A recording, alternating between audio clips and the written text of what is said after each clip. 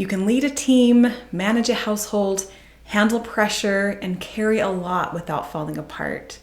So why does a bag of chips or a late night binge sometimes feel stronger than you? Why can you be deeply capable in so many areas of your life and still feel out of control here? It's not because you lack willpower. More often, it's because you've been using too much of it. And for a lot of high-functioning people, that's the part that no one talks about.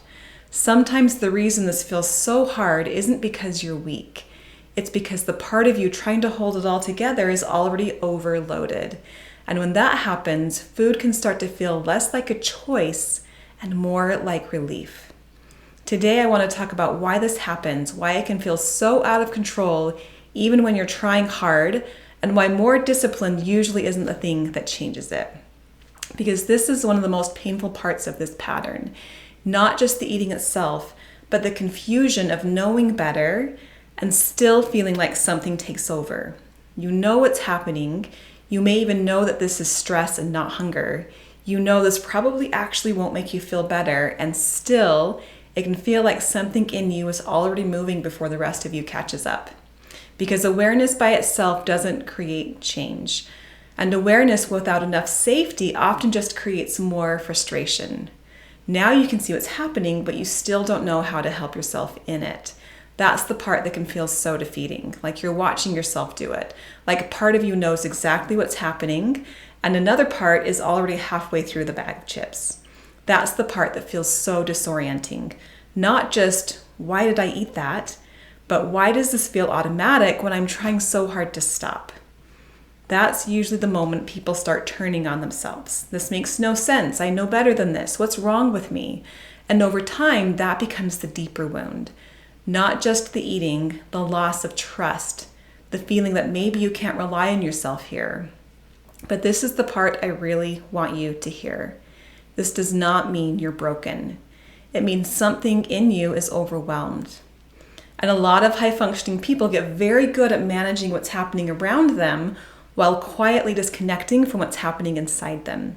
You stay responsible, you keep functioning, you keep showing up, you keep holding everything together, and from the outside, it can look like you're doing just fine. But your internal distress still has to go somewhere. Stress doesn't disappear just because you stayed productive. Overwhelm doesn't vanish just because you kept it together. It stays in the system. And when it gets loud enough, your body reaches for relief. Not because it's weak, because it's trying to help. That's the part so many people misunderstand. The eating is not the problem. It's the relief strategy. And when all your attention goes to controlling the behavior, you miss the reason the behavior is happening in the first place. Most people respond to this pattern with more pressure. Don't do it. Stop. Be stronger. Get it together. But to an already overwhelmed system, more pressure doesn't feel like support. It feels like more threat. And pressure creates urgency, which is why the harder you push, the stronger the urge can actually get. Not because you're sabotaging yourself, but because your system is trying to find relief. That's why control so often turns into rebellion. Not because you're failing, because the part of you under pressure is trying to escape it.